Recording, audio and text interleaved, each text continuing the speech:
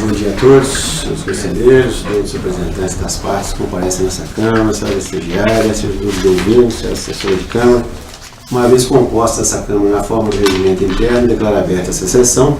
Em respeito à ordem de chegada dos procuradores, daremos início com o item 3 da pauta, o PTA de número 01-115-4839-24, autuada Dia Brasil Sociedade Limitada. Este processo tem como revisor esse conselheiro e como relator o conselheiro Érico, que tem a palavra para o senhor. Bom dia a todos. Para desse PTA aqui, na verdade, uma reclamação. A autuada é Dia Brasil Sociedade Limitada. A unidade fazendária responsável pelo trabalho fiscal ADF de Juiz de Fora, a ocorrência ao ICMS, escrituração, apuração incorreta, divergência de valor. O período apurado abrange janeiro de 2014 a dezembro de 2017. Existem diferenças de ICMS operação própria, apuradas em notas fiscais de devolução, escrituradas no SPED, no livro de registro de apuração do ICMS, e cobra-se a multa de revalidação. Bem, constatou-se por meio do ICMS destacados nas notas fiscais de devolução emitidas pelo contribuinte e verificação do livro de registro de apuração do ICMS gerado, a partir dos arquivos SPED, que mesmo no período autuado recolheu menor do ICMS. O procedimento adotado foi de se verificar as notas fiscais emitidas pelo sujeito passivo com CFOPs 5411 e 6411, que é a devolução de compra para comercialização e operação com mercadoria sujeita ao regime de ST. Verificou-se que houve o efetivo destaque do ICMS operação própria nas referidas notas fiscais eletrônicas, gerando a obrigação de recolhimento pelo sujeito passivo do imposto devido pela operação realizada e concedendo direito a crédito para os destinatários das notas fiscais eletrônicas do imposto nelas destacado. Em seguida, houve a verificação do livro de registro de apuração do ICMS gerado pelo SPED autuado, a fim de se verificar se o imposto destacado foi de fato levado à apuração e ao efetivo recolhimento. No entanto, verificou-se que as aludidas operações foram lançadas com ICMS a recolher zerado, exceto nos meses de agosto de 2014 e setembro de 2015. Junto com a auto-infração, fiz com anexo o DCT, a relação das notas fiscais eletrônicas emitidas sob CFOP 54.6411 e a apuração do ICMS destacado, livro de registro de apuração do ICMS, o SPED, e a consulta de contribuintes número 103 de 2015, que trata do mesmo tema abordado nessa autuação. Em seguida, vem aos autos ao contribuinte, oferta sua impugnação. No mérito, alega que a autuada faz parte da rede de supermercados de traz um conceito inovador para o varejo brasileiro, transportando produtos de qualidade com menor preço. Destaque é rotineiro procedimento de devolução de mercadorias no comércio do registro de alimentos, em razão de avarias, entregas em desacordo com o pedido, entregas em quantidade menor ou entregas que não foram pedidas.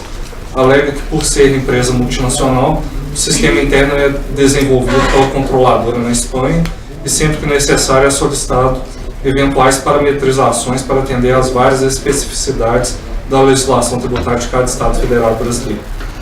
Desta feita, a autuação recebida pelo impugnante foi gerada por um equívoco ocorrido no processamento das notas fiscais de devolução dos produtos emitidos. O sistema, por não estar parametrizado, determinou o preenchimento errado da nota fiscal de devolução, com destaque do imposto no campo ICMS-ST e ICMS-OP. Apesar de destacar do imposto na nota fiscal de devolução em face da inocorrência do fato gerador da ICMS, a autuada não se viu obrigada a recolher o imposto. Apesar disso, o fisco entende que não era para se destacar o imposto na nota fiscal de devolução. Contudo, se o imposto foi destacado, que era para ter sido recolhido, independentemente de não existir fato gerador de ICMS. Afirma que não houve prejuízo para o fisco, visto que a irregularidade no preenchimento da nota fiscal de devolução não implica na falta de pagamento do imposto, nem mesmo a qualquer verba de ST a ser recebida pelo fisco, devido à prévia retenção pelo contribuinte substituto. Sem a homenagem de preliminar, traça considerações sobre a falta de zelo na atividade de fiscalização do Estado, pois a irregularidade de preenchimento da nota fiscal de devolução não gera imposto a pagar. Se não existe hipótese de incidência tributária para esse tipo de operação de regresso da mercadoria ao estoque do estabelecimento do remetente, portanto, entende que a fiscalização falhou no controle de legalidade da presente autuação fiscal. Em nenhum momento teria o agente fiscal atuante avaliado o suposto erro de obrigação acessória, emissão de nota fiscal de devolução, preferindo, pois, analisar apenas o destaque em nota fiscal de imposto a recolher, sem o seu efetivo pagamento, segundo sua escrita fiscal. O posto pede a nulidade do lançamento fiscal, ainda sua invalidação por não ter atendido a todos os requisitos formais e materiais exigidos pela legislação tributária estadual. Doutrina invoca o princípio da verdade material e da primazia da realidade para que se coteja a realização efetiva do fato gerador de ICMS em caso, não apenas a exigência formalista de imposto, tão somente que houve seu destaque irregular em nota fiscal de devolução por erro de parametrização, traz doutrina em seu auxílio. Argumenta ainda que, apesar da consulta de contribuinte 103/2015 lhe garantir o creditamento na entrada das mercadorias pela operação própria do estabelecimento emitente, a impugnante não o fez, pois sempre a confrontou com o efetivo recolhimento do imposto que não ocorre com a operação de devolução de mercadoria. Invoca o caráter exorbitante confiscatório da multa de validação exigida na autuação fiscal. Alega suspensão da exigibilidade do imposto cobrado até o seu julgamento em sede administrativa. Por fim, pede a realização de prova pericial, apresentando quesitos nas folhas 109, indica assistente técnico caso seja deferida a perícia. Pelo exposto, pede o cancelamento da autuação fiscal e a extinção da multa de revalidação pelo seu caráter confiscatório. Em seguida, houve a declaração de intempestividade da impugnação pela Fazenda Pública Estadual, nas folhas 128, pois ela foi protocolada no dia 21 de dezembro de 2018, apesar da intimação do auto de infração ter ocorrido no dia 9 de novembro de 2018, as folhas 86. A intimação da decisão de intempestividade da peça impugnatória ocorreu no dia 10 de janeiro de 2019. Após intimada, a impugnante apresenta sua reclamação. Em suma, alega que a intempestividade da impugnação ocorreu devido ao envio da intimação postal para uma de suas unidades que não possuem setor fiscal, qual poderia prestar o esclarecimento necessário. Claramente informa que possui mais de 9 mil lojas, entre próprias e franquias, 45 plataformas logísticas e cerca de 50 mil colaboradores, que impossibilita a colocação de responsável fiscal para cada uma de suas lojas. Leva o escritório de São Paulo contém setor fiscal e jurídico, que lá ocorre a concentração de suas atividades. Em seguida, passa a reiterar os fundamentos já expostos em sua peça impugnativa. Disposto requer o recebimento da presente reclamação, bem como que seja analisado o mérito da impugnação, já devidamente apresentada a este Conselho, empreita a ampla defesa ao contraditório e a busca da verdade material. É esse o meu relatório. Obrigado, conselheiro Eck. Eu passo a palavra à doutora Ana Luísa Figueiredo para as considerações em nome da empresa. Bom dia a todos. Com relação à reclamação que foi feita, tendo em vista, que foi declarada a intempestividade da impugnação, nosso argumento conforme foi dito pelo doutor, no sentido de que a empresa está desde janeiro de 2018 em contato com o fisco, em Juiz de Fora, em contato direto, o setor fiscal e os responsáveis da delegacia fiscal. Tanto o contato foi feito com os responsáveis da empresa, do jurídico interno, quanto do jurídico externo, que é o nosso escritório aqui de Belo Horizonte. Sempre à frente do escritório deles de São Paulo, que é onde fica centralizado todo o administrativo fiscal da empresa, Eles são responsáveis a nível nacional. Esqueci. E quando foi feita a intimação foi feita, o auto de infração foi enviado para uma das lojas, Conforme a gente colocou aí, são mais de 9 mil lojas que temos hoje no Brasil, e foi enviado para uma das lojas aqui de Minas Gerais. E com isso, tendo em vista todo um protocolo, para envio de correspondências e tudo, isso ocorreu um atraso, um imenso atraso, para que a correspondência chegasse ao setor responsável em São Paulo, o setor que tem consciência realmente do que seria aquele auto de infração, e para que a gente pudesse fazer a impugnação necessária. Isso que causou a intempestividade. Porque o que causou ainda grande surpresa, porque a gente estava em contato com o setor a todo tempo. Toda a troca de e-mails, telefonemas, tudo foi feito entre o setor fiscal em São Paulo e o órgão em Juiz de Fora. E quando do auto de infração foi enviado para o endereço, erroneamente, que não é o responsável, tecnicamente, pela empresa. Obrigado, doutora Ana Luísa. Passo a palavra ao doutor Célio Lopes Calum para as considerações do nome da AGE. Bom dia a todos. Eu pelo que eu pude compreender, o estabelecimento autuado, que foi objeto da fiscalização, é o estabelecimento de contagem, que é o estabelecimento que recebeu intimação. Então, apesar da dificuldade que foi apontada da tribuna, do ponto de vista formal, a intimação se deu de maneira correta e atendeu o que dispõe a legislação, razão pela qual se pede o indeferimento da reclamação. Obrigado, doutor Célio. Processo em discussão, senhores. Me parece que, inclusive nesse período, né, no período autuado, tem 2 meses em que a empresa recolhe o ICMS. Né? E o fisco está cobrando exatamente a falta desse recolhimento, ou seja, a falta de lançamento do registro de apuração dos impostos destacados no documento fiscal. E essa colocação me preocupava, né, a colocação da doutora Ana, mas pelo que eu vi nos autos, a empresa autuada é o mesmo endereço da empresa, da remessa do auto de infração pelo correio.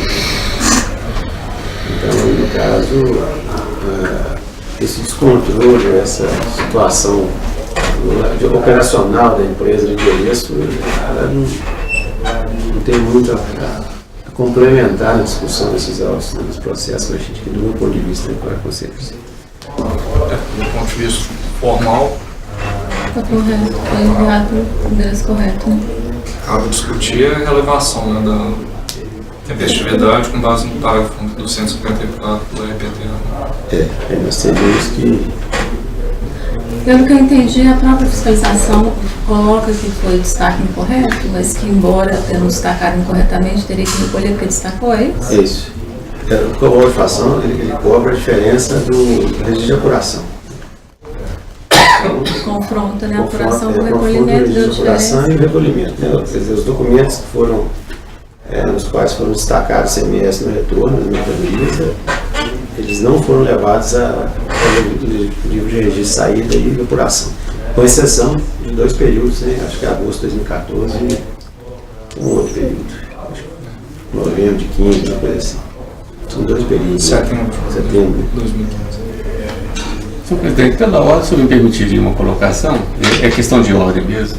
Eu não tinha percebido isso antes, só percebi no momento do relato, e gostaria de colocar para a Câmara, para que ela refletisse, se esse crédito tributário não seria não contencioso. Ou, em outros termos, se falece a Câmara a competência para fazer esse julgamento. E não se estendendo muito porque estou dizendo isso. Ele realmente cai naquela situação das notas fiscais emitidas com destaque. Né? Você vai no confronto? De qualquer forma, uma reclamação vai ser realizada, mas o mérito da questão ele foge à competência técnica de análise nossa, né? Porque, no primeiro momento, doutora Ana Luísa, gostaria de complementar alguma coisa em relação a essa situação posta do doutor Sérgio?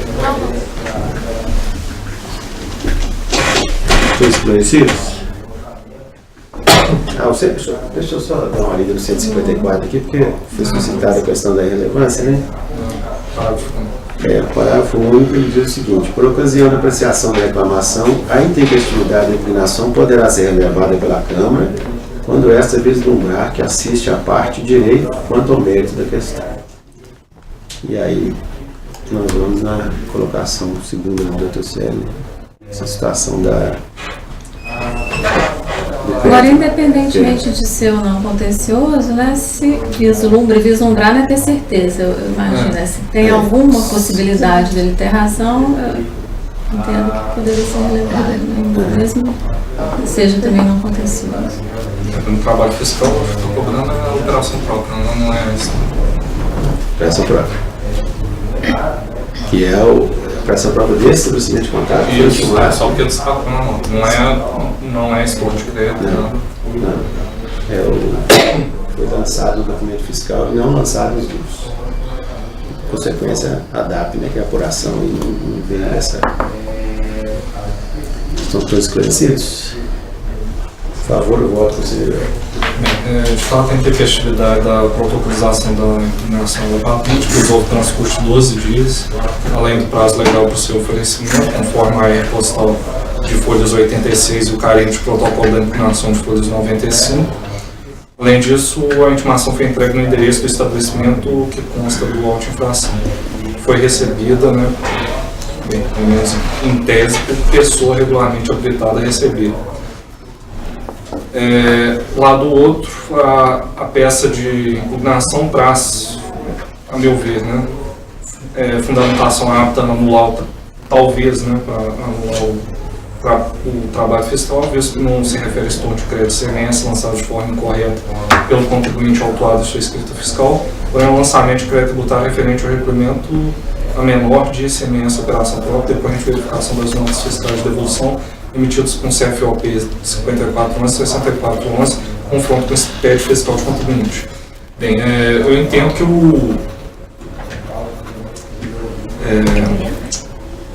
acho que talvez seja interessante, pelo menos, enviar esse processo para fiscalização, pelo menos para esclarecer melhor. Acho que a atuação fiscal não está bem nítida, né? Não deixa claro que houve essa devolução parcial de mercadorias, né? E que por isso foi emitida uma outra nota fiscal.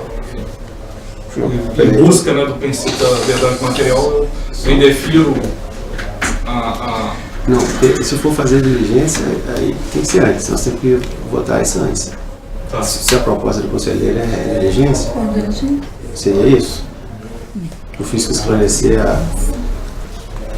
Não, porque ele já faz isso na fiscalização. Se relevar, ele vai, de toda forma, ele vai manifestar. Ele vai ter... Pois é, mas nós vamos cair na outra situação, nós vamos ter que julgar aqui se esse processo ele é contencioso ou não contencioso. Se for não contencioso, não há manifestação fiscal nem julgamento nosso. Ele segue direto para ele. Aí...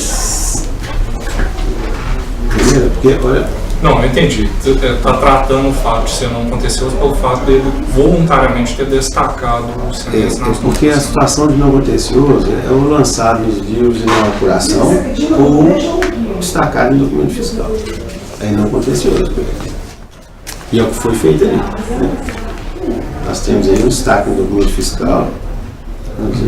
Eu tenho esse débito. Passou a acontecer, se ele aproveitou ou não é questão desse momento do estudo. Sim. E aí, esse é um crédito tributário não contencioso. Então, aí não é a Câmara, não é o Conselho que vai julgar isso. Porque o erro de parametrização só pode ser da nota fiscal, não da escrita. A questão é saber, para relevar, a gente, vislumbrando que possa ter direito, já vai relevar ou quer ter mais elementos para poder... Aí seria a diligência, antes do estudo da reclamação. Mas eu não sei, tudo que eu vi no relatório do auto de infração, no alto ele esclarece aí que são notas fiscais, que foram emitidas com débito, CFOP 5114, e que aí ele, como não levou a escrituração, está sendo cobrado.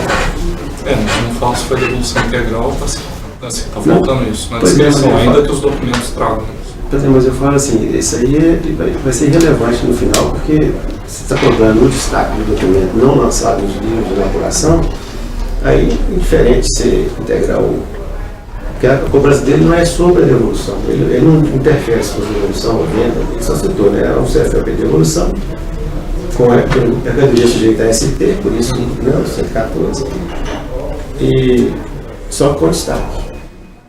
E aí ele fala, se destacou, tem que ser levado à apuração. Ele pode até no futuro pedir uma instituição, ou então lançar na escrita dele como entrada comunitária, tem as condições, né? Ele faz uma coisa ou outra. E aí alega, bom, se foi feito indevidamente o destaque, é isso que ele está cobrando, né? Independente do tipo de operação.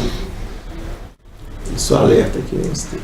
Então, como é que a gente faz? A gente primeiro verifica a questão se todo mundo entende que é contencioso ou não contencioso e depois passa para... Eu acho que primeiro tinha que averiguar essa possibilidade de diligência que o conselheiro está suscitando aí. A Câmara decide, necessário ou não a diligência. Se sim, aí defere ou não a reclamação. E aí, se definir, nós vamos analisar. Eu entendo que seja necessário, porque assim, um dos requisitos é que haja descrição clara e precisa, né, da autuação fiscal na infração, os requisitos formais, né, que estão no nosso regulamento. Pois é, mas essa conselheira entende que não está claro? Não. Então, só Vamos ver o relatório do Raul aqui.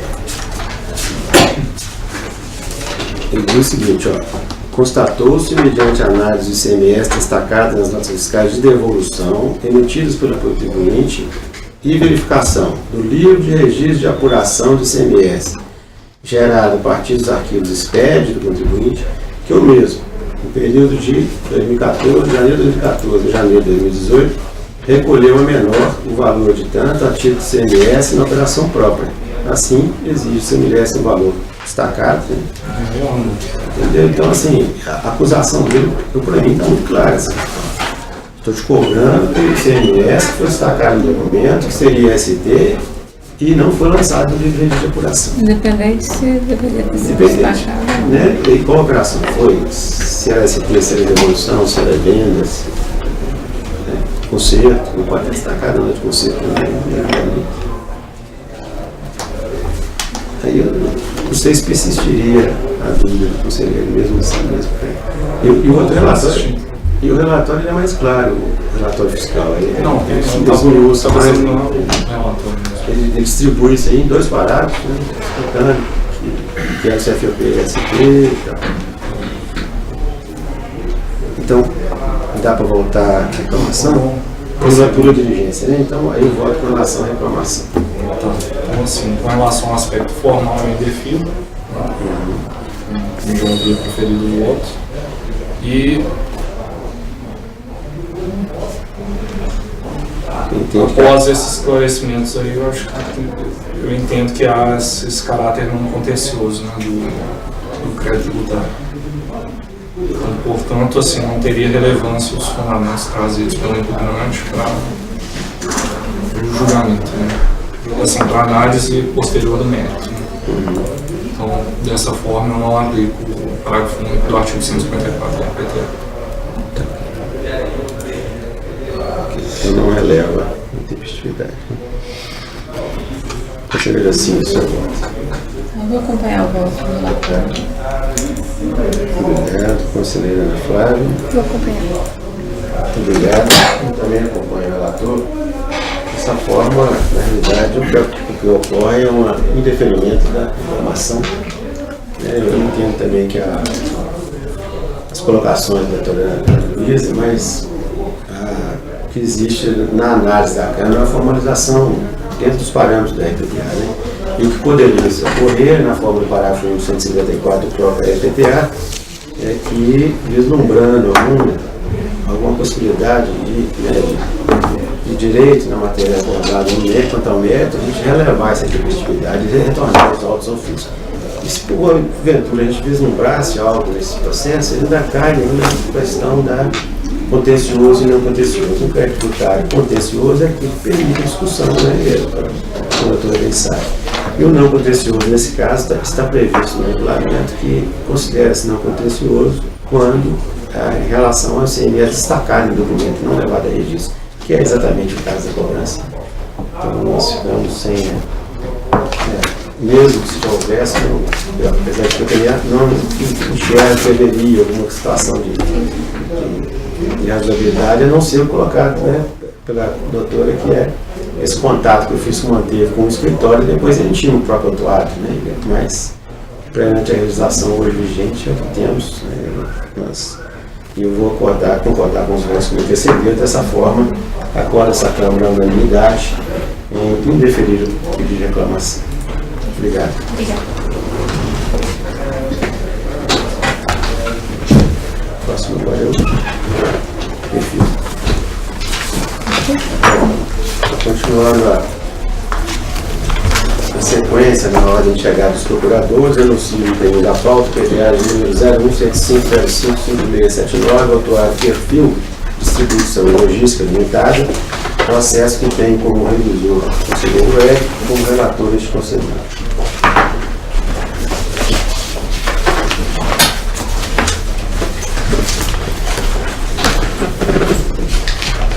Muito bem. Este processo é um levantamento fiscal no exercício de 2013 e o fisco acusa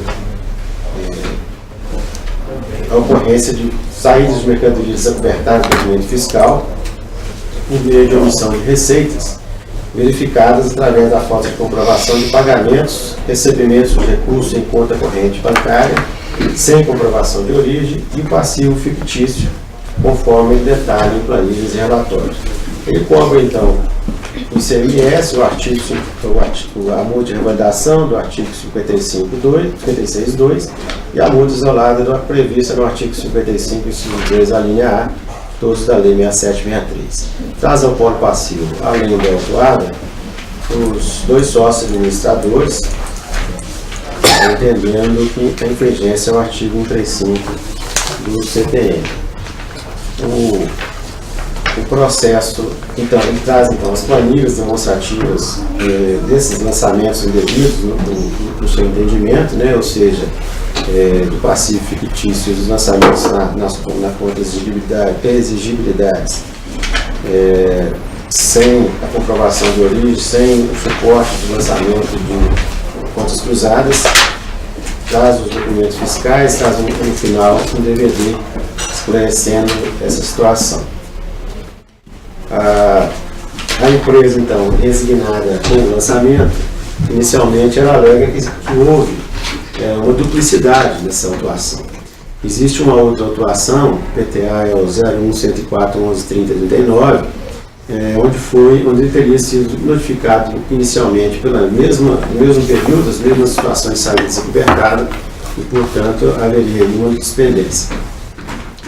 Em segundo momento, ela alega que há uma nulidade, diz que faltou ao fisco uma melhor discriminação de valores por período autuado e que isso impossibilita a sua total defesa e ainda, e principalmente, a verificação da decadência.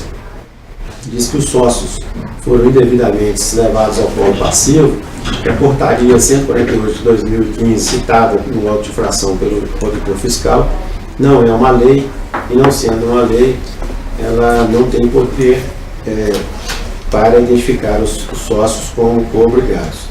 E muito menos que teria sido comprovado o dolo e a má-fé do sócio e a participação ativa em infringência da legislação, e faltam provas para essa vinculação.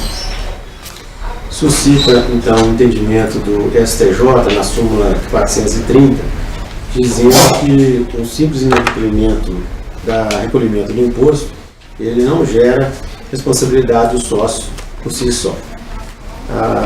Essa acusação fiscal recai sobre lançamentos equivocados na escrituração contábil, ou seja, que foi um erro de lançamento e que o fisco utilizou-se disso em a busca da materialidade das provas.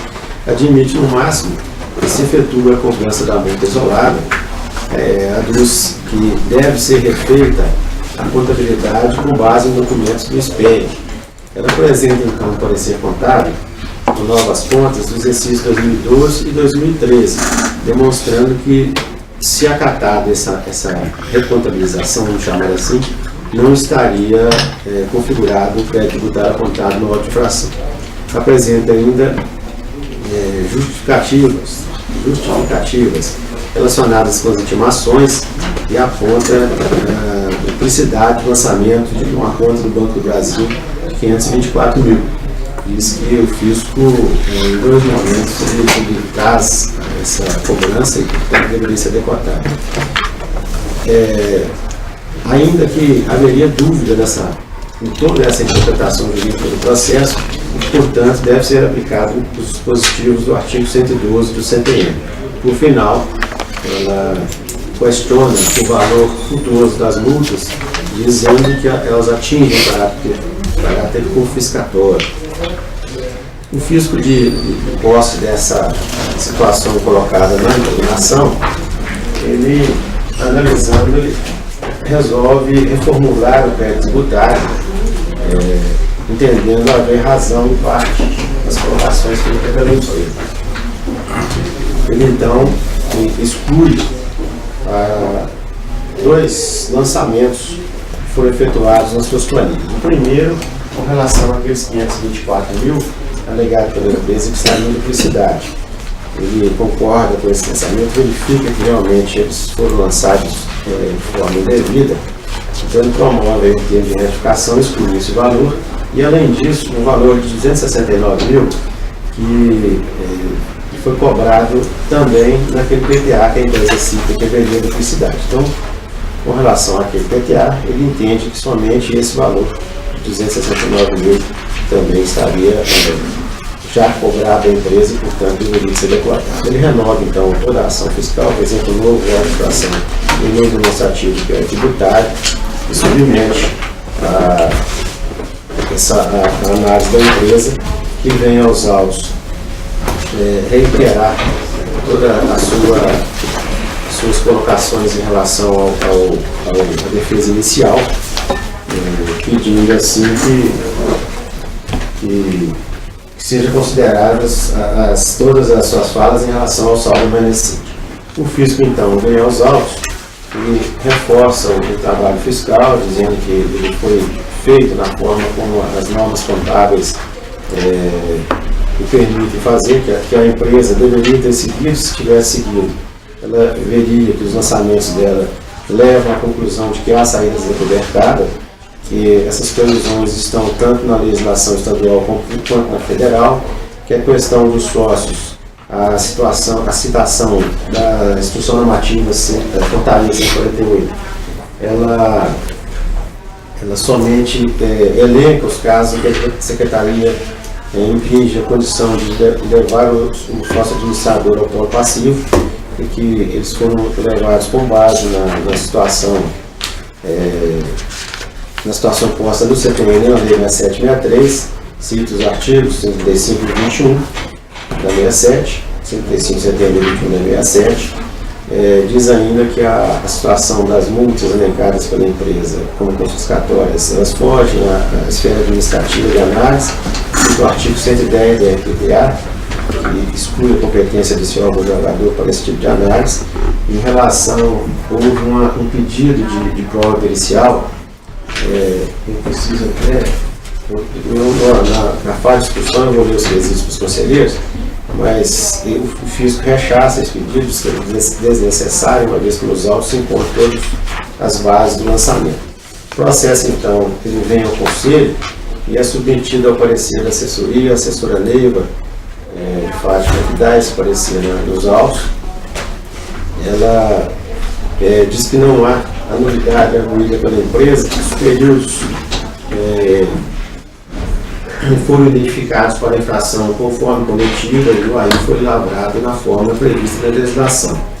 Que o pedido de perícia é desnecessário, uma vez que os documentos que estão nos autos eles são suficientes para a elucidação das questões postas, que não há ainda que se falar em decadência, porque os lançamentos contábeis que serviram para a análise fiscal e a composição do auto de infração do crédito tributário, eles são referentes aos períodos de outubro de 2013 e dezembro de 2013.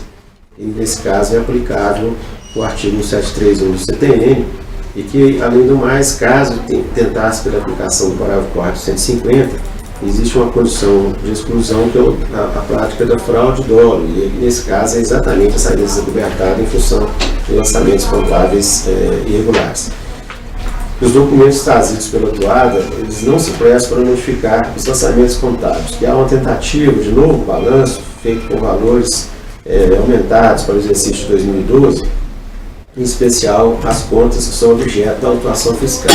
Ela traz as planilhas demonstrativas desses lançamentos, diz que essa situação do parecer contábil trazido pela empresa, ela estaria por alterar o feito após o lançamento, que não é permitido.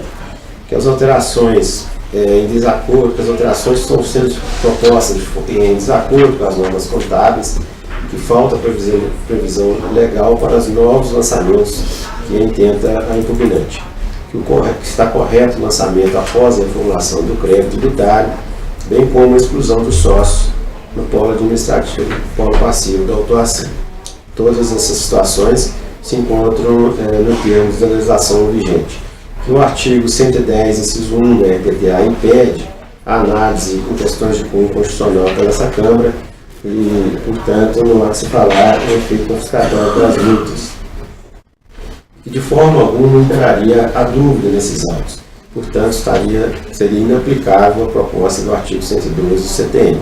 ela opina, ao final do seu parecer, em preliminar pela rejeição do pré-facial arguído e pelo indeferimento da prova pericial requerida. Quanto ao mérito, opina a assessora por não reconhecer a decadência do direito da fazenda pública de formalizar o crédito tributário e pela procedência parcial do lançamento nos termos da reformulação do crédito tributário trazida pelos autos às folhas 1003 e 1012. É este o relatório. Eu passo a palavra, então, ao Dr. Vinícius Pereira Teixeira, para as considerações em nome da perfil distribuidor de instituição logística. Prezados conselheiros, representantes da Fazenda Pública, demais colegas, bom dia, é um prazer estar aqui. A discussão tratada nesse processo administrativo decorre da presunção de saída desacobertada de mercadorias através de uma suposta omissão de receitas, verificada no ano de 2013 em razão da falta de comprovação de pagamentos, em razão da entrada de recursos em contas bancárias sem comprovação da origem e pela manutenção de passivo fictício. Mas o que aconteceu na realidade foi um único caso de erro na escrituração contábil no ano de 2013, quando ocorreram algumas inconsistências na implantação dos saldos iniciais, das contas patrimoniais, e também, ao final do exercício, principalmente entre outubro e dezembro, foram efetuados lançamentos de ajuste para encerramento do exercício. A título de exemplo, um lançamento que deveria ter sido lançado em conta do Banco Itaú foi efetuado em conta do Banco do Brasil. A empresa juntou muitos documentos à impugnação para comprovar que houve exatamente um erro na escrituração contábil que não implicou omissão de receita, apresentando extratos bancários, os comprovantes de pagamentos, e também indicando que as operações estavam corretamente indicadas no SPED fiscal. E por isso ela refez a contabilidade antiga com erro para alinhá-la àquilo que está na escrita fiscal, e também anexou um parecer explicando ponto a ponto cada equívoco desse lançamento que motivou ao lançamento desse crédito tributário.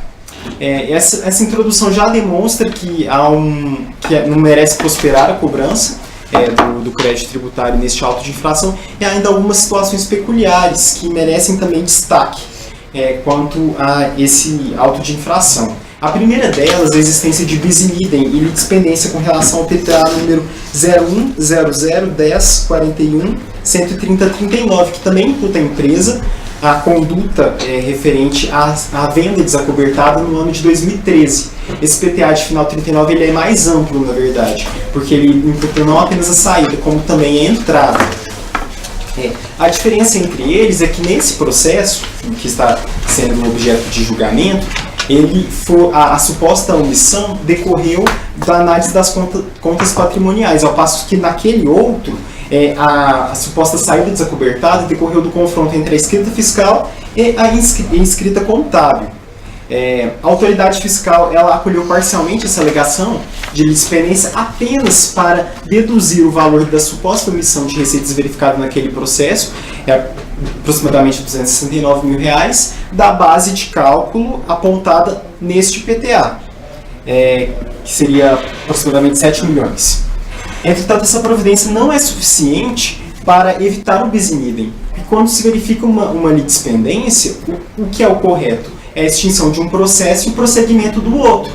E isso implicaria a extinção desse processo e o prosseguimento do processo de final 39, que é aquele em que ocorreu a primeira intimação, aplicando-se subsidiariamente a disposição do artigo 240 do CPC, que afirma que a citação induz a litispendência. Uma outra questão é que esse é um clássico erro na escrituração contábil e não justificaria a inclusão dos sócios no polo passivo, justamente pela falta de dolo específico, que é necessária para esse tipo de responsabilização por força do artigo 135 e do 137 do CTN. No mérito, conforme já se adiantou, não merece prosperar a autuação, por se tratar de um único caso de descumprimento de obrigação acessória que não resultou em falta de recolhimento de tributo. Por fim, existindo dúvida se realmente houve um erro na escrituração contábil ou não, as multas deveriam ser afastadas por força do artigo 112 do Código Tributário. Assim expostos todos esses argumentos, a contribuinte pede a declaração de nulidade do auto de infração ou a exclusão dos co-obrigados e, no mérito, a desconstituição do crédito tributário. Obrigado, doutor Vinícius. Passo a palavra ao doutor Sérgio Caluno para as suas considerações. Bom dia a todos. Eu tenho pouco a dizer, senhor presidente, porque o parecer da assessoria acaba por refutar de forma detalhada todos os argumentos que foram trazidos, e eu gostaria de destacar, em especial, a questão da escrituração incorreta na conta do Banco do Brasil e do Banco Itaú, em que se alega que teria havido um mero erro nesse registro. E, como destacado pelo parecer da assessoria, se isto fosse verdadeiro, a alegação fosse verdadeira, o disponível no final do ativo ficaria inalterado. E não é isso que se deu. E há diversas outras alegações com base nesses supostos erros contábeis, e que não há demonstração efetiva nem da existência deles e nem que teriam sido adotados os procedimentos corretos para a correção contábil de tais lançamentos. Eu vou pedir então até desculpas à Câmara, que eu não vou me aprofundar por uma questão realmente de economia no nosso tempo, e considerando que eu ficaria apenas repetindo todos aqueles detalhes que já foram abordados no parecer da assessoria. Eu gostaria, até porque foi dito da tribuna, fazer apenas a ressalva final de que o valor que teria sido cobrado em duplicidade, porque já estaria na exigência do estabelecimento matriz, foi pela própria fiscalização retirado do presente lançamento, motivo pelo qual se pede a procedência parcial para que seja acatado as reformulações já procedidas pela própria fiscalização. Obrigado, doutor Sérgio. Processo em discussão.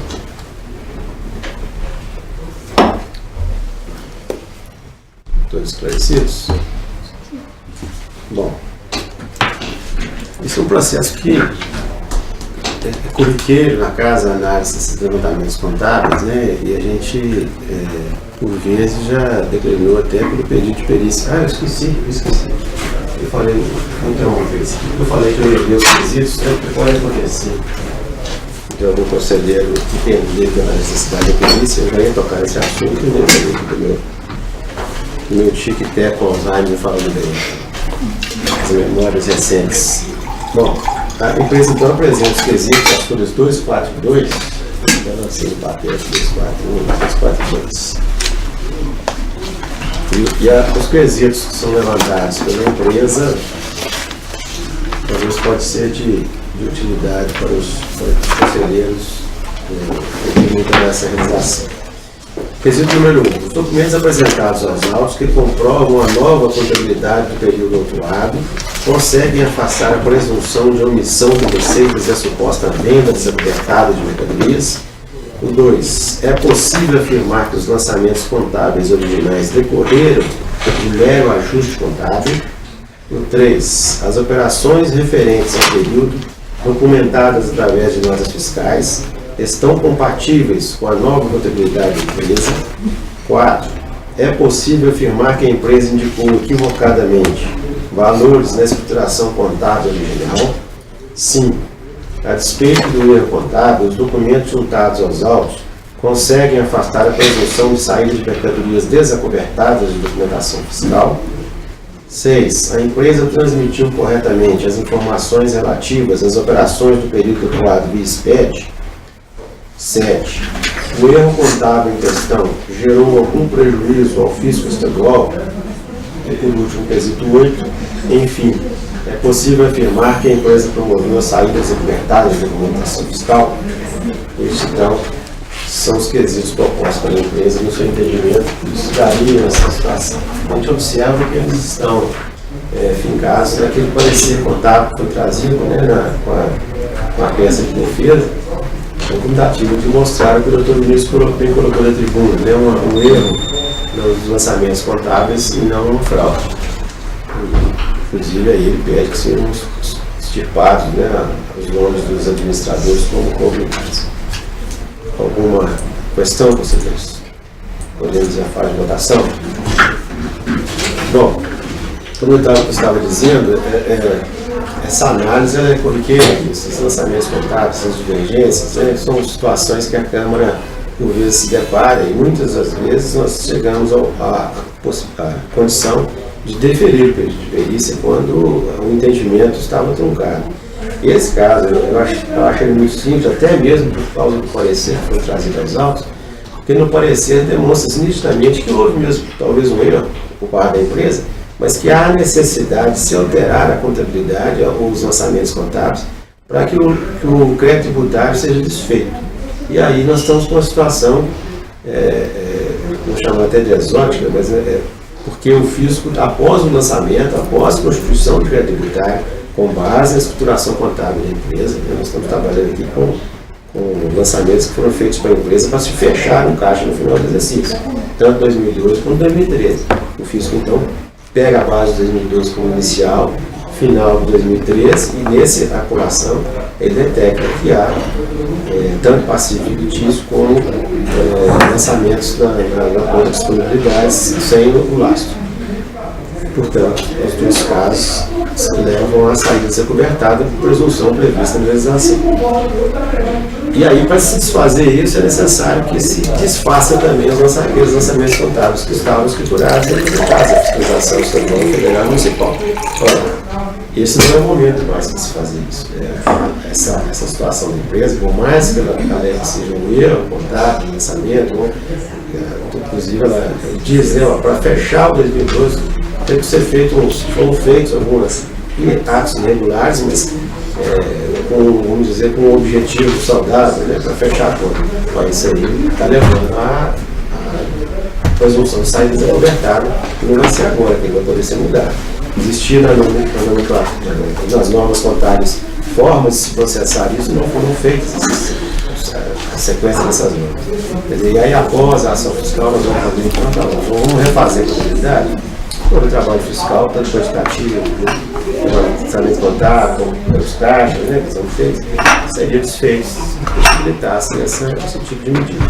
Portanto, eu não vejo como acatar essa tese, que é a principal da empresa. E aí, isso inclusive, vai de encontro à rejeição que eu faço pela nulidade arguída, uma vez que o crédito tributário está demonstrado diante do que foi encontrado pela fiscalização, e aí ele pega então o período de outubro de 2013 e dezembro de 2013, foge a questão de discriminação que ela disse dos períodos para fins de adequação da decadência, e foge inclusive a decadência em função do período em que foi lavado o auto de infração. Portanto, eu não vejo nem como acatar a abolição da nulidade, e muito menos a decadência poderia ser impedida nessa situação. O período de perícia, eu fiz questão de meus quesitos, porque ele vai de encontro com o refaturamento apresentado, né, com o parecer técnico que foi apresentado. E aí cai nessa lógica que eu falei no início, de refazer a escrita contábil para adequar o crédito tributário, aí, no caso, cancelar o crédito tributário, com o qual eu não posso concordar. Portanto, também rejeito a perícia pelas provas que já existem nos autos, que a contabilidade é uma situação matemática, né? Lança uma conta, entra em uma e sai na outra, e isso não foi demonstrado pela empresa nos seus lançamentos originais. Ela tenta fazer isso depois, mesmo que alterando o saldo de contas de banco. É impossível ainda, né? Porque nós temos um extrato bancário. Ela, inclusive, deixa de trazer alguns extratos para comprovar esse parecer, os lançamentos de parecer técnico. Portanto, eu acho que essa matemática não tem como fechar na forma como pretendia. Vejo que o fisco faz aí uma reformulação do crédito tributário, e aí ele cai por terra a situação de duplicidade, tanto no lançamento próprio, ele deporta o lançamento do Banco do Brasil, quanto no outro, ele retira o lançamento de 2013, que já estava cobrado no PTA da matriz, que é o PTA final 39. Portanto, eu acho que essa reformulação atende os anseios da empresa nessa análise que foi feita. Nós temos que observar que essa análise foi feita por dois técnicos, né? A fiscalização e depois a assessoria, protegendo tanto o processo alegado quanto o demonstrativo de crédito tributário no processo alegado de autuado da matriz, quanto nesse processo em análise. Portanto, entendo que estaria correto a situação posta com relação à duplicidade alegada. Bom, o restante alega ainda, né, fiscalidade das multas, e aí vejo o impedimento desse conselho, tanto na forma do EPTA como da Lei 6763, de trabalhar em questões constitucionais. Ainda a situação do sócio, ela acaba por cair, tanto pela portaria que indica para a fiscalização quais as situações ele deverá elencar o sócio como obrigado, com a própria participação ativa do sócio na administração da empresa, e essa lei cobertada não tem como se dizer que não há uma intervenção, ou poderia ter havido uma intervenção para que isso não tivesse ocorrido. É o que demonstra os lançamentos contábeis.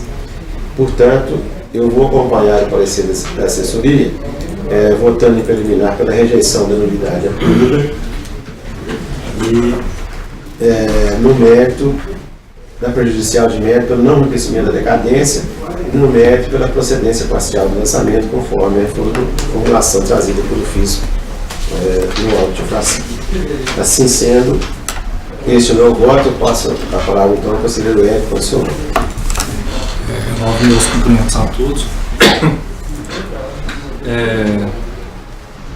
Eu estou de acordo com o voto do conselheiro relator, só gostaria de acrescentar 2 pontos, né, para fins de esclarecimento. Primeira questão da prejudicial de mérito da decadência, porque eu tenho um entendimento firmado, né, com relação ao artigo 150, parágrafo 4 do CTN, agora apenas para a multa de revalidação e para o ICMS, né, graças ao doutor Célio que me convenceu com relação à questão da multa isolada, que eu entendo que está fora, né, ela pode ser tratada de forma isolada e que no momento em que se lavra o auto de infração, a multa isolada ela não tem, não há nada a se homologar, né, para fins de pagamento, há apenas uma conversão da obrigação de fazer em obrigação de pagar em um momento da auto de infração quando se cobra multa isolada, mas eu acho que não é nem o caso de se aplicar o artigo 150, parágrafo 4, porque aqui a infração, a conduta infratora do contribuinte foi de entrada desacobertada, né, com virtude das contas patrimoniais da autuada estarem erradas, né, de manter um passivo fictício ali, tendo que esse é o caso da ressalva, né, que é feita no artigo 150, parágrafo 4, com relação aos casos de dolo, fraude ou simulação. Então, portanto, eu entendo que nesse caso é necessário preservar o lançamento de ofício em benefício da Fazenda Pública Estadual. Então, nesse caso, eu entendo que há atração da regra do artigo 173, inciso 1 do CTN, portanto, eu não reconheço a decadência do direito de lançar do físico. Em relação à integração do sócio no polo passivo, eu apenas esclareço que o anexo único, né, da portaria da Secretaria da Receita Estadual 148/2015, ela realmente, nesse ponto, o contribuinte tem razão, não é tratada como lei, mas ela é norma interpretativa do artigo 135, inciso 3 do CTN, quando ali diz que, quando ali traz aquela expressão infração à lei. Se a gente for tratar isso de forma geral, tudo seria infração à lei. Então aí a portaria, ela vem trazendo todos os códigos de ocorrência que seriam considerados assim graves e relevantes para serem interpretados como infração à lei dentro do preceito normativo do artigo 135, inciso 3 do CTN. Então, desse modo, eu acompanho o voto do conselheiro relator, rejeito a preliminar, incluída a notificação. Quanto à prejudicial de mérito, eu não reconheço o direito, a decadência do direito de lançar do fisco, né? Até porque, nesse caso, eu aplico o artigo 173, inciso 1 do CTN. E, no mérito, eu julgo parcialmente procedente, conforme termo de reformulação, né, de 2013 a 2012, nos termos do parecer da assessoria deste conselho. Só um detalhe, porque parece que eu esqueci de falar sobre a perícia, eu falei que eu vou acompanhar aqui enquanto assessoria, né, e referir a perícia. Né? acompanha também Sim, eu entendo que o parecer da assessoria é até bem explicativo, né? Então, desnecessário, exausto na própria decisão. Então, rejeita a nulidade, defere a perícia, não reconhece a decadência e parcialmente procedente nós temos essa formulação. O meu voto também foi dessa forma, você decide o seu voto. Eu acompanho o voto do relator, todas as razões colocadas. Obrigado, conselheira. Conselheira Maria Flávia. Acompanho. Obrigado. Assim sendo, acorda a Câmara em preliminar a unanimidade pela rejeição da prefacial arguída e também pelo indeferimento da prova pericial requerida. Quanto à prejudicial de mérito, também unanimidade em não reconhecer a decadência do direito à fazenda pública de formalizar o crédito tributário. E no mérito, também a unanimidade em julgar parcialmente procedente o lançamento nos termos da reformulação do crédito tributário de 2013-2012 nos termos do parecer da assessoria. Este é o resultado. Doutor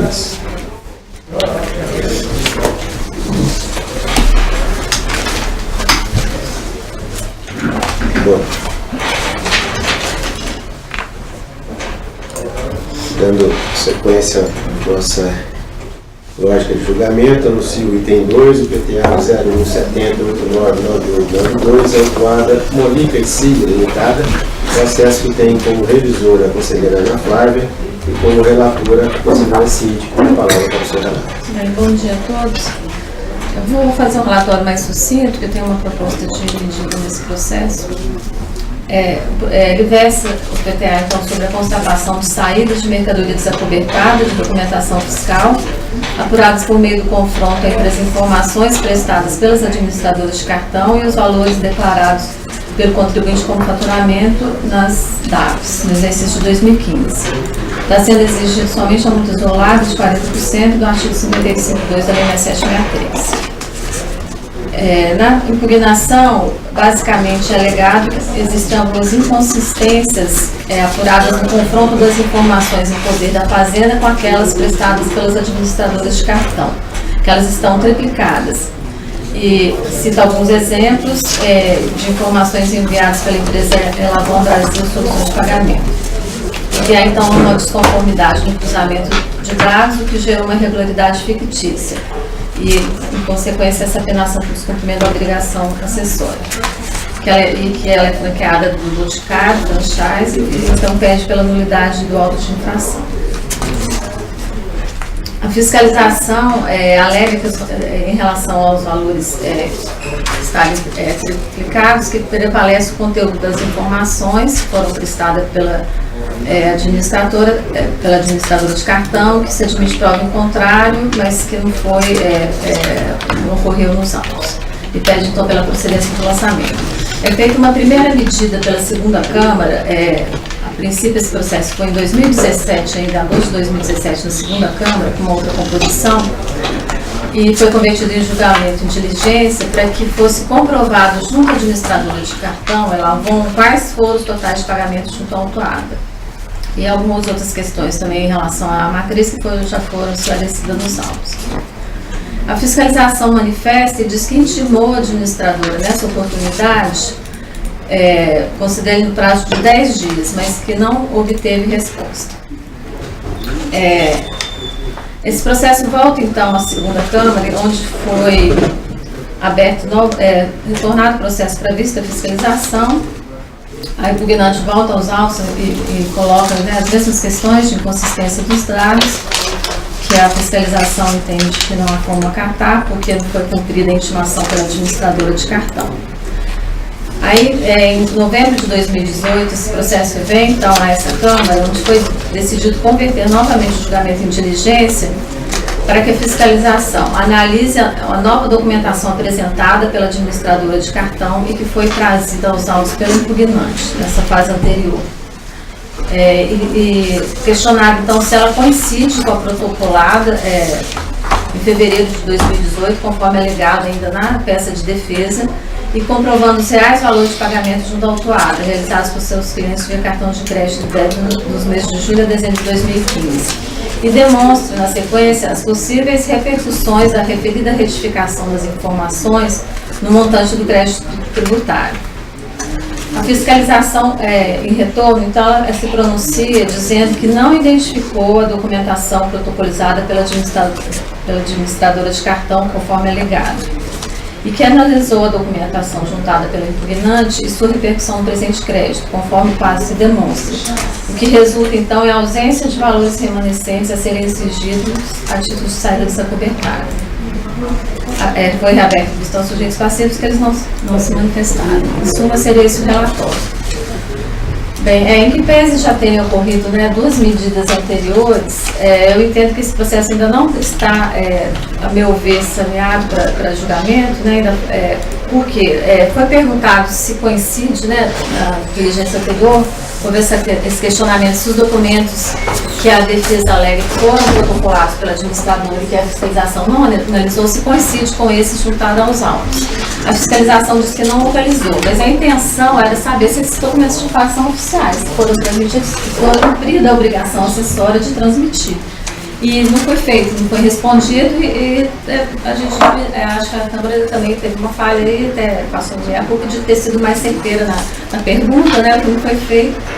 Eu entendo então que a gente, minha proposta é de fazer uma nova diligência para fiscalização informar se a administradora Elavon, nos termos do artigo 13A do anexo 7 do regulamento do CBS, substituir os arquivos que tratam o artigo 10A do mesmo diploma legal no que diz respeito à empresa autuada no período abrangido no presente lançamento. E, em caso positivo, ateste se esses valores são os mesmos que foram juntados pela defesa, resultando nas repercussões sobre o presente crédito tributário, conforme demonstrado nas folhas 413 e 414 pela fiscalização. Só uma esclarecimento, se eu não me engano, esse documento da Lavon, quem trouxe foi o impugnante, né? O tempo todo foi rebatido e o que se tem no processo é o documento juntado pela defesa, o tempo inteiro pela impugnante. E a fiscalização diz que não localizou o protocolo desses documentos, só que é uma obrigação acessória formal que existe previsão legal de entrega, né, e para ela ser oficial. Então agora a pergunta seria essa, o esclarecimento seria nesse sentido, uma vez que a própria fiscalização diz que essa nova informação, ela anula o crédito tributário, não existe obrigação a ser cobrada. Para considerar essa documentação que o impugnante trouxe, e se considerando, sim, não existiria crédito tributário, mas resta saber se ela é oficial, se ela foi de fato entregue, porque não ficou claro ainda. Seria essa a minha proposta. Eu vou passar a palavra então ao Dr. Celso Arantes Brito para uma análise dos seus pedidos exclusivamente em relação a essa proposta pela Conselheira. Nobres julgadores, os quais eu cumprimento na figura do senhor presidente, nobre representante da Fazenda.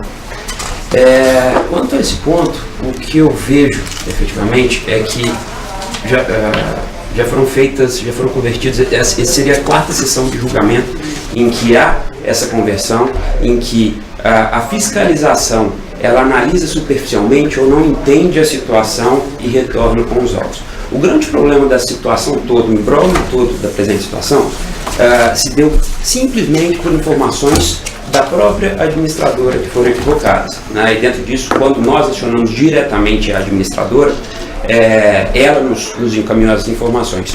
Eu acho que, eu pondero que se nós encaminharmos novamente, não somente com essas ponderações, para que verifique, né, de fato, o que a fiscalização vai ponderar é que e não existe, como ela ponderou nesse momento, não existe a documentação da administradora. Então, eu concordo na existência de uma eventual diligência, né, mas que seja aclarado que, na hipótese de não haver a documentação, não se encontrar a documentação, que a administradora de cartões ela seja intimada com prazo específico para que ela apresente as informações, porque ela é a causadora de todo esse problema, inclusive de toda a despesa administrativa, né, em que o Estado está incorrendo com essas 4 sessões de julgamento, né, que o contribuinte está tendo com o procurador, enfim, com toda essa situação. Né. Então, dentro dessa linha, que seja estabelecido o retorno, né, e de forma clara seja demonstrado que seja analisado a existência ou não dessa documentação, né, e, não havendo a existência dessa documentação, que a administradora seja intimada, sob as penas da lei, né, a apresentar a efetiva documentação. Esse é o essas são as minhas ponderações quanto a essa diligência. Obrigado, doutor Celso. Comparado, doutor Célio Calumni, por assim. Só esclarecendo, na verdade ela já cumpriu a obrigação, né? Ela já entregou no prazo que ela é previsto, né, na legislação, ela tem mensalmente que entregar, essa obrigação já foi cumprida. O que se alega aqui no processo é que está incorreta e é trazida uma documentação física. Então, se está correta, a administradora tem que espontaneamente substituir esses arquivos. Não seria o caso. Ela já foi até intimada, não se manifestou, não veio aos autos. Mas entendo que não é o caso mais, ela já cumpriu a obrigação. Então, se existe justificação fazer, ela tem que espontaneamente ter feito. É isso que se questiona aqui na diligência, se for entregue a substituição dos arquivos. Nos termos do dispositivo. O conselheiro entende, então, que não há necessidade de uma nova intimação. Não, porque agora seria espontâneo, porque se você cumpriu a obrigação, entregou o arquivo, agora existe uma possibilidade de ele estar incorreto com o processo, ela tem que espontaneamente ter retificado esses arquivos. Porque essa é a documentação oficial, isso trabalha com essa informação. Esse documento que é entregue, né, com essa arquivo eletrônico entregue pela administradora. Mas quando ela fala, porque o arquivo ele vem, se eu me recordo bem na época de execução do trabalho fiscal, ele vem por item, o arquivo inicial para baixo, pelo menos, né? Se for triplicado ou duplicado, não tem condição de você comparar isso, porque é o cupom do cartão com a data, com valores. Aí, se eu colocar um do lado do outro, você vai chegar nessa. Falando no arquivo original. No arquivo original.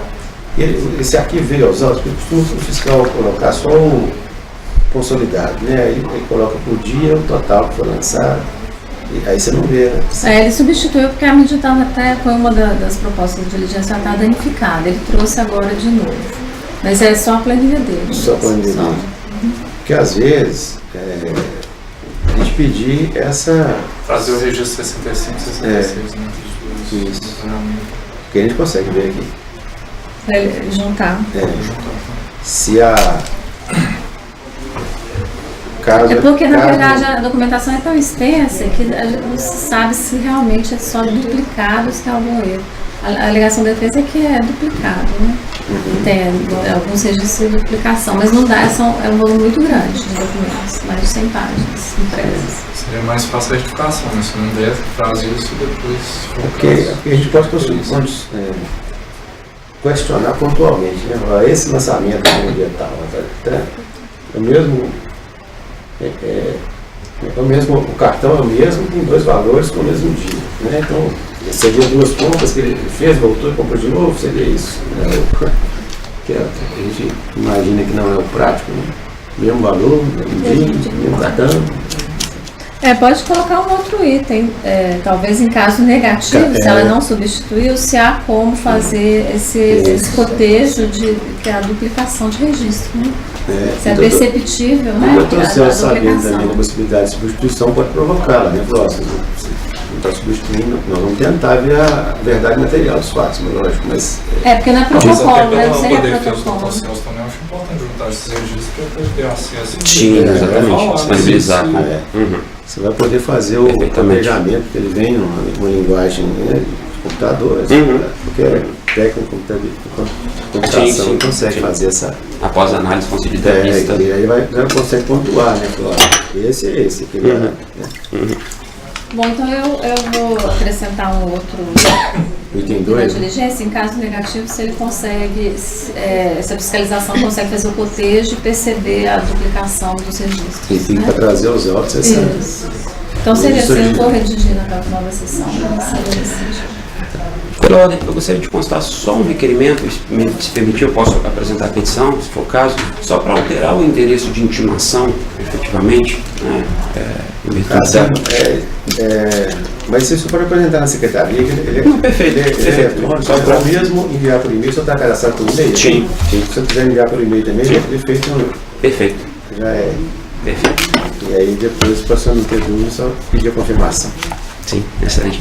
Por fim, eu só gostaria de consignar que hoje é o dia mais feliz da minha vida. Em poucas horas estarei casando. Então, agradecer à minha noiva e tão logo esposa, Mariana Elias. É uma honra e um prazer. Parabéns. Parabéns. Obrigado. Que alegria. Que bom que o senhor se declinou a vir aqui, né? Claro, com certeza. Que essa sessão te dê muita sorte no casamento. Amém. Bom, assim sendo, acorda essa Câmara de Unidade, baixar o processo de diligência, aí nos termos colocados pela conselheira, ela vai fazer uma redação mais Perfeito. digna, né, com a decisão, para que a fiscalização, então, traga aos autos essa coisa e abra a vista logo em seguida a parte para esse resultado. De acordo. Então, sério, até meio-dia. Seu. Não, agradeço. Obrigado. Obrigada. Obrigado, com licença. Bom casamento. Obrigado. É engraçado que a empresa poderia ter feito pagamento regular, isso, o valor é pequeno, né? Ia dar uma mexaria, porque está muito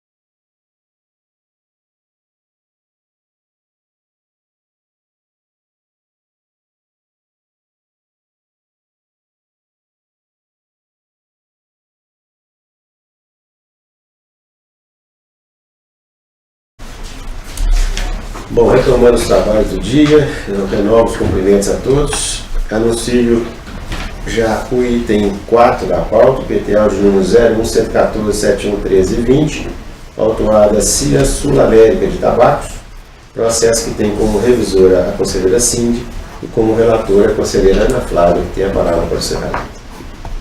Bom dia a todos, novos cumprimentos. Como uma correção, é CIA Sul-Americana. Sul-Americana, muito obrigado, conselheira. A atuação ela versa sobre a falta de recolhimento do ICMS-ST retido pela autuada, das notas fiscais de saída de mercadoria, emitida em 2 de maio de 2014 e 17 de junho de 2016. O período apurado foi de 1º de janeiro de 2014 a 31 de julho de 2018. Consta da atuação que o senhor Marvin Alberto deve ser considerado responsável nos termos do artigo 135, inciso 3º do CTM, com o artigo 21, inciso 12, combinado com o parágrafo 2º, inciso 2º da Lei 6763, exige-se o ICMS-ST retido corretamente, mas não recolhido, acrescido da multa de revalidação prevista no artigo 56, inciso 2, parágrafo 2º, inciso 1º da Lei 6763. Junto aos autos, os DANF 6644 e de número 7016, as páginas 7 e 8. Na impugnação, inconformados, os impugnantes apresentam tempestivamente por procurador regularmente constituído as impugnações, as folhas 13 a 42 e as folhas 45 a 55, alegando a tempestividade da impugnação, apontam que o auto de infração ele não preenche os requisitos legais e que não estabelece a infração cometida de forma eficaz, pois não há disposição legal infringida e que o fundamento legal específico deveria estar claramente identificado. Ele diz que no campo da fundamentação legal está um código interno da Receita Federal e que por isso ficou sem poder exercer o direito de defesa. Ele cita o artigo quanto à descrição, ele alega também que na descrição há códigos e legislações que não são aplicáveis ao período fiscalizado e que por isso estariam revogados. Ele cita o artigo 262 do CPC e algumas doutrinas para fortalecer seu argumento, e de que a intimação deveria ser feita através de entrega pessoal e assinada por pessoa com poderes legais. Nas defesas, eles ainda alegam que, em relação ao critério quantitativo, houve a inclusão do ICMS próprio e apresentar-se de forma quitada, e, portanto, o valor do ST foi acentuado pela inobservância da legislação. E, por fim, eles passam a argumentar que a inclusão do sócio no polo passivo não caracteriza nenhuma obrigação tributária, pois a responsabilidade do sócio pela ocorrência de fatos geradores à época da dissolução não é objetiva. Esclarece que a empresa mudou-se de endereço devido a dificuldades financeiras, expõe-se que a responsabilidade do 135 é aplicada em atos praticados com excesso de poderes e infração à lei, e aponta que não houve prova que demonstre a prática do ilícito por parte do sócio. Desse modo, eles requerem a nulidade do auto de infração por considerarem nulos as nulidades insanáveis. A taxa de expediente elas foram recolhidas e, desse modo, eles requerem a nulidade do feito fiscal. A manifestação fiscal, ela primeiramente conta a alegação de que o trabalho fiscal deve ser declarado nulo em razão do campo de fundamentação legal e que está um código interno, bem como por ausência de amparo legal e correta motivação. Ela aduz que não deve prosperar, uma vez que apresenta o motivo que embasou o seu trabalho, quando e no relatório fiscal ela descreve as irregularidades cometidas, o que causou e onde obteve as provas. Além disso, alega que o auto de infração contém todos os elementos para se definir com segurança a natureza das infrações, que as infrações cometidas e as penalidades aplicadas estão embasadas na legislação estadual, afirmando que os fatos ocorreram e foram provados, e que as notas fiscais verificadas foram anexadas ao processo. Declara que, na parte em que menciona que o fisco apresentou códigos e legislações não aplicáveis ao período fiscalizado, pois estariam revogados, os impugnantes não demonstraram quais seriam esses códigos e que o trabalho foi executado conforme a legislação da época, da ocorrência do fato gerador, e que foi consumado com a saída da mercadoria do estabelecimento configurada com a emissão da nota fiscal. Na questão da intimação, na qual os impugnantes baseiam no Código de Processo Civil, o fisco aduz que, apesar de ser comum associar ao processo tributário ao direito processual, esse é de aplicação subsidiária e que, conforme prevê o artigo 12 do RPTA, não existe obrigatoriedade para que a efetivação da intimação seja feita com a ciência do contribuinte, bastando a prova de que a correspondência foi entregue no endereço do domicílio fiscal. Alega que, com relação ao questionamento do valor exacerbado, ele destaca que o valor cobrado pelo fiscal é somente o valor destacado nas notas fiscais emitidas pelos próprios impugnantes. E que, no argumento de que a inclusão do diretor ou presidente no polo passivo não ter sido caracterizada, que a mera conduta deste de deixar de recolher no prazo legal o ICMS-ST retido no documento fiscal e cobrado na qualidade de sujeito passivo configura crime previsto no artigo 8º do inciso 2º da Lei Federal 8137 de 90, e afirma que não se trata de mero inadimplemento civil, mas de uma apropriação indébita tributária pelo fato de que o agente registrar, apurar e declarar em documentos fiscais o imposto devido e não recolher. A respeito da responsabilidade dos administradores pelos débitos tributários, conforme o Código do CTN, determina seu artigo 135, inciso 3º, bem como o artigo 21, inciso 12 e parágrafo 2º, inciso 2º da Lei 6763, a administração financeira da sociedade cabe à diretoria, a qual não é conferido poder de reter o ICMS retido e de não recolher. Considerando ainda que a infração à legislação tributária tem caráter objetivo, independente de intenção do agente, aduz o fisco ser desnecessária, portanto, a comprovação da conduta dolosa para afastar o cobrigado do polo passivo. E, por fim, o fisco aduz que, no tocante às outras justificativas, como alteração de endereço e de solução, pela leitura das notas fiscais, bem como na ata da Assembleia Geral, pode-se perceber que o endereço da empresa é o mesmo, e divergindo do alegado pelos impugnantes autuados. Ao final, conclui que seja julgado procedente um lançamento. Isso é regulatório. Obrigado, conselheira. Processo em discussão. São duas notas específicas, né? Que elas deixam de. Parece que ele lança na nota, mas não recolhe. É isso? Isso. Ele faz Ele tem, mas não recolhe o. Isso mais ou menos o caso do primeiro processo. Então não aconteceu. Pois é. Mas o ST, eu acho que ele não cai na previsão lá não. Quer ver? Porque. Vamos ver como é que essa discussão, inclusive, o presidente está querendo levar para a gente discutir mais. Sabe? A gente avalia.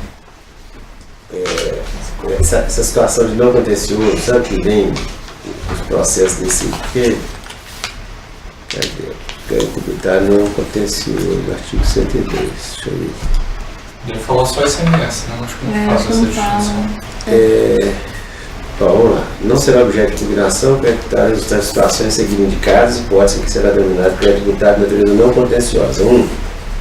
ICMS incidente sobre operação ou prestação escriturado em livro oficial ou declarado ao fisco em documento instituído em regulamento para essa finalidade. Não é o caso, né? Do tributo de competência do Estado apurado em decorrência de escrituração em livro fiscal datado pelo contribuinte ou por responsável ou formalmente declarado ao fisco. Também não é. 3. Do ICMS proveniente de aproveitamento indevido de crédito, decorrente de operação prestação interestadual calculado mediante aplicação da alíquota interna. Não é. 4. Descumprimento de obrigação acessória pela falta de entrega do documento destinado a informar ao fisco a apuração do ICMS. Também não é. Seria a entrega da DARF. 5. Do não pagamento de IPVA. 6. Do não pagamento de taxa. Aí vem a letra B. 7. Da falta de autorização do documento fiscal eletrônico gerado em contingência. Não é o caso. Ou é.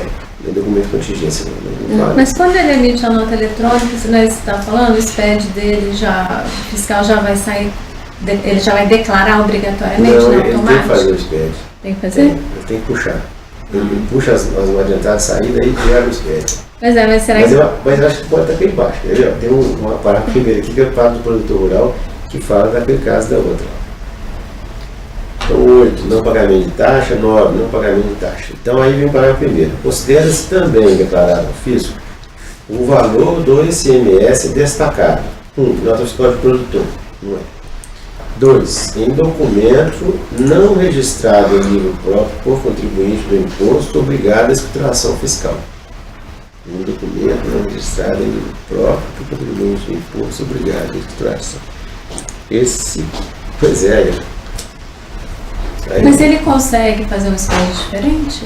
Consegue. Porque ele declarou na nota eletrônica? é Consegue? o grupo E lá que ele faz justificativo. O que ele está tirando ali? Ah, tá.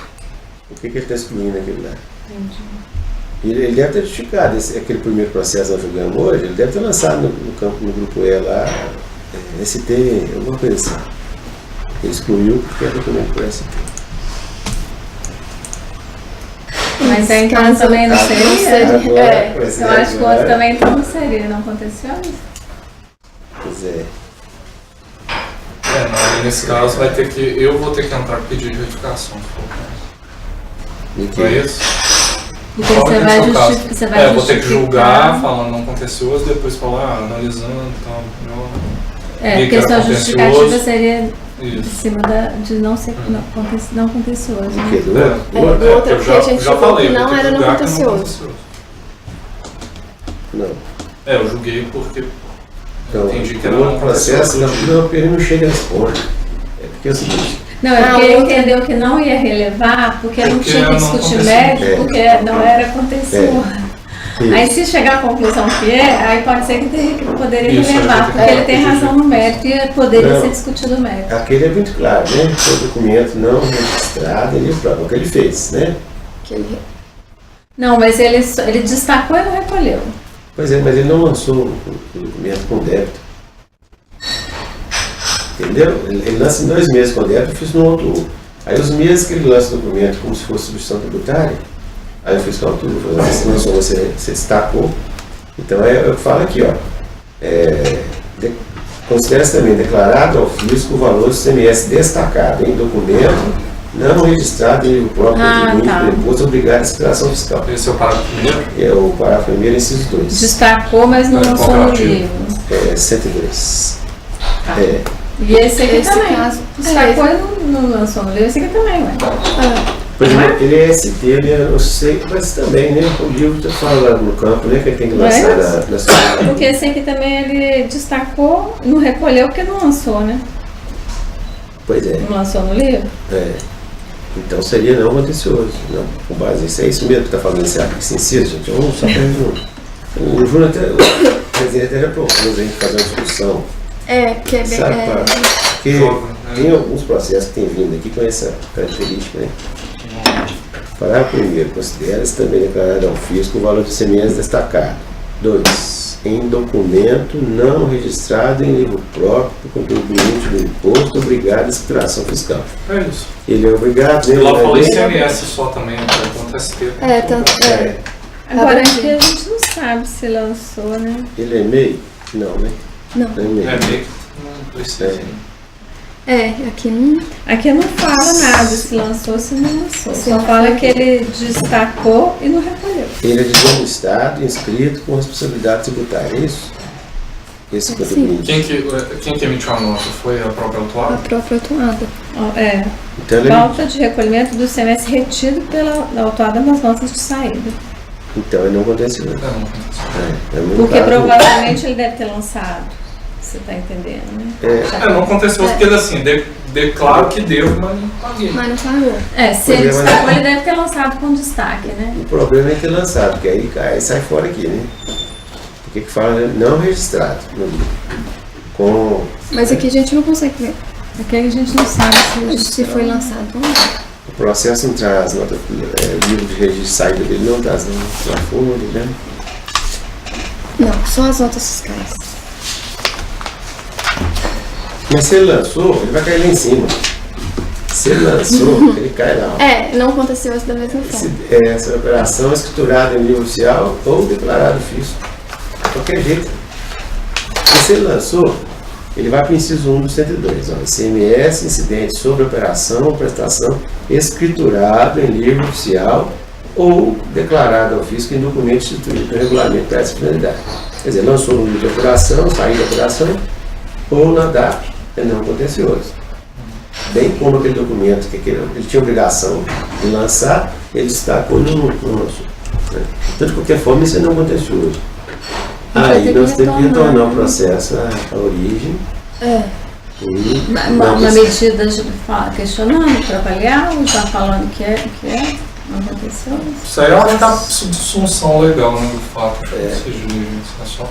No caso, é retornar em função da ser tributário não contencioso. Julgo prejudicado, né? Prejudicado no julgamento em cima do artigo. Não, o julgo prejudicado do julgamento, porque o a natureza não contenciosa é em times, quer dizer, devolva-se os autos à origem com as cautelas de estilo. Ponto. Acabou.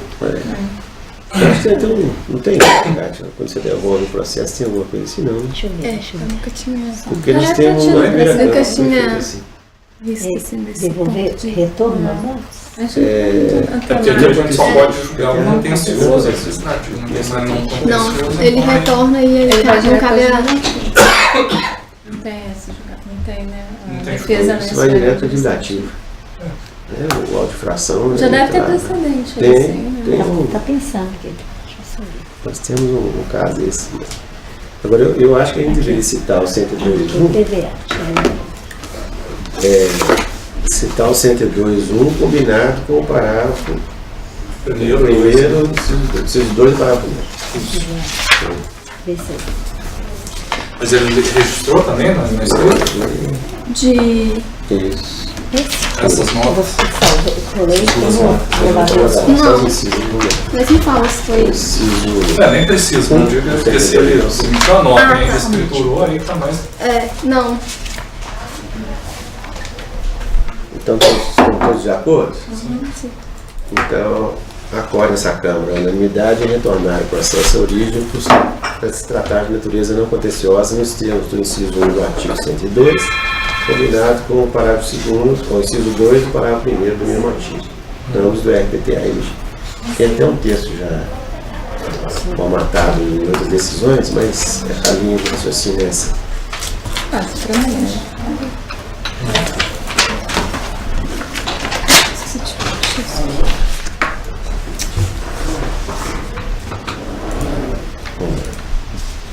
Se agora item 5 da pauta, o processo do dia, PTA do número 15.373.1608, autuado Conrado Pimenta Batista Silva, processo que tem como revisora a conselheira Ana Flávia de Freitas e relatora a conselheira Cíntia Andrade, que tinha a palavra para o seu relato.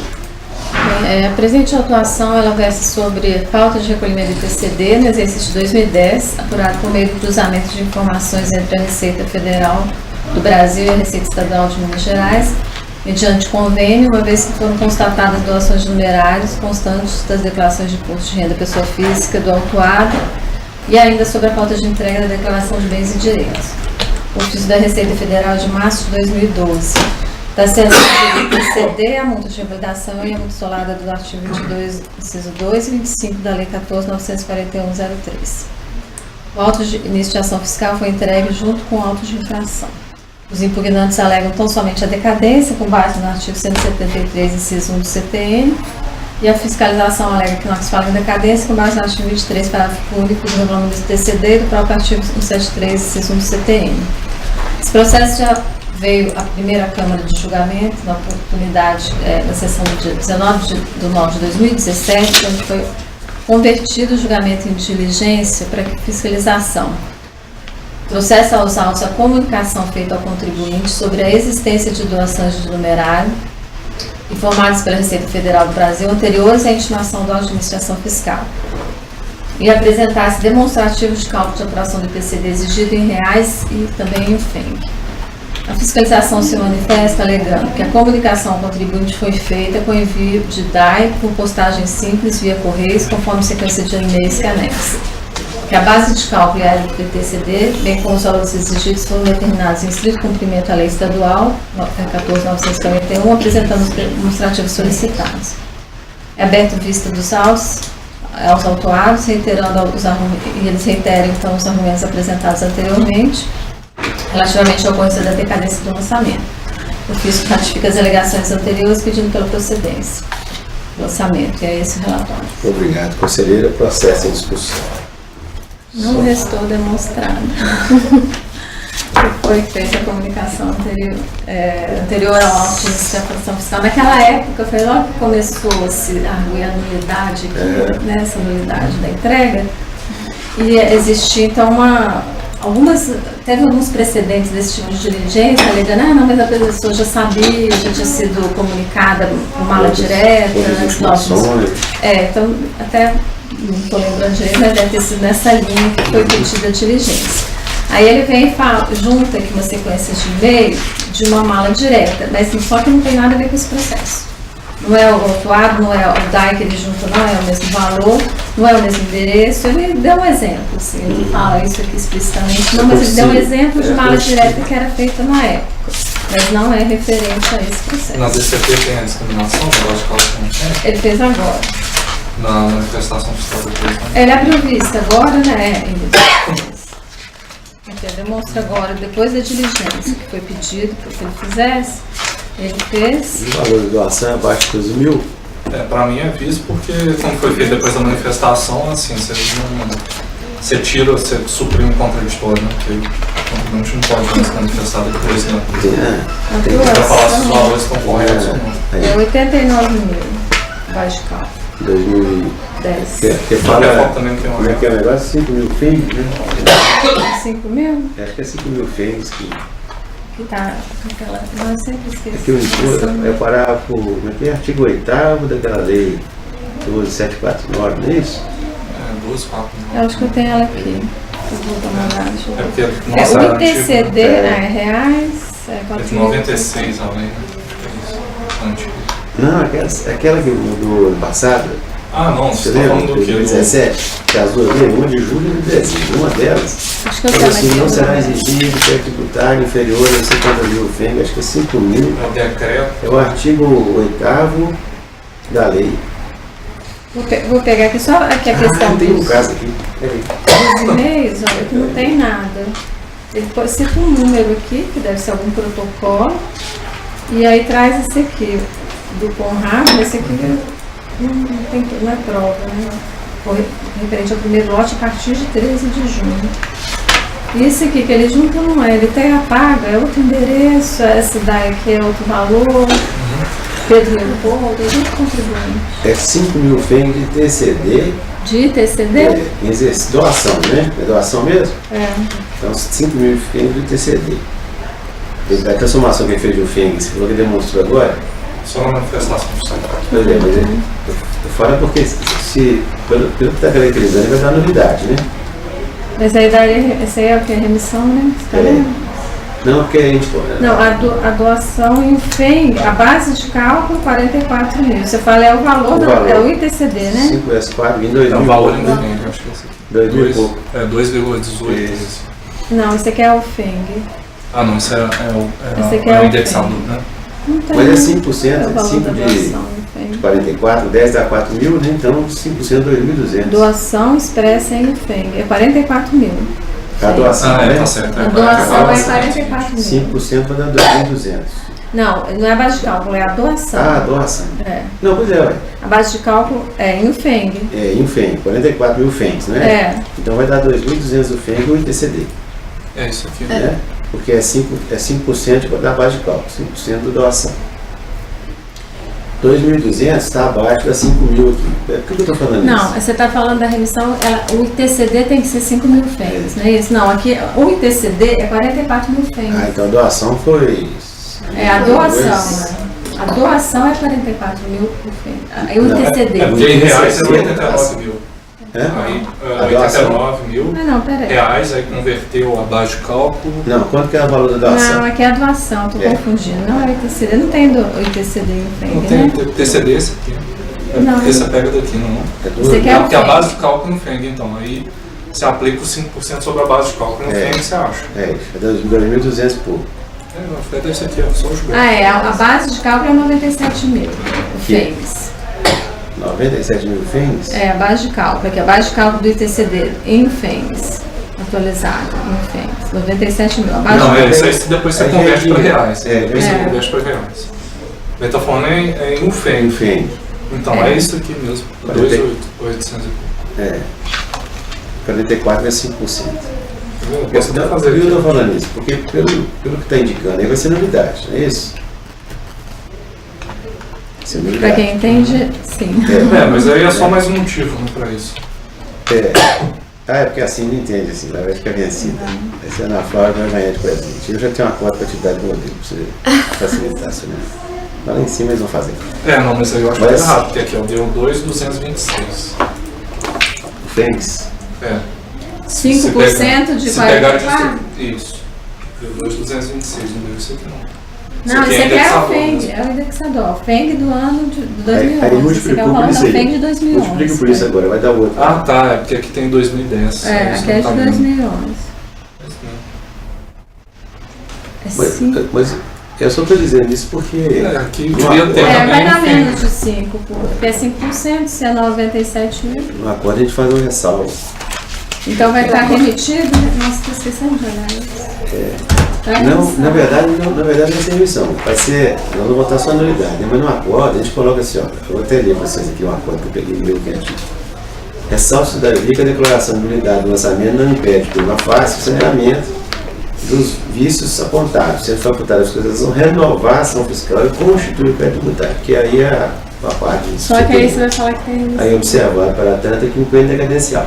Há que se considerar, entretanto, que a Lei 22.549 de 2017 trouxe no parágrafo 4 do seu artigo 8º a seguinte prescrição. Aí bem, não será formalizado o crédito tributário, quer dizer, a própria fiscalização, sabendo disso, ela já não faz o outro aí para voltar aqui.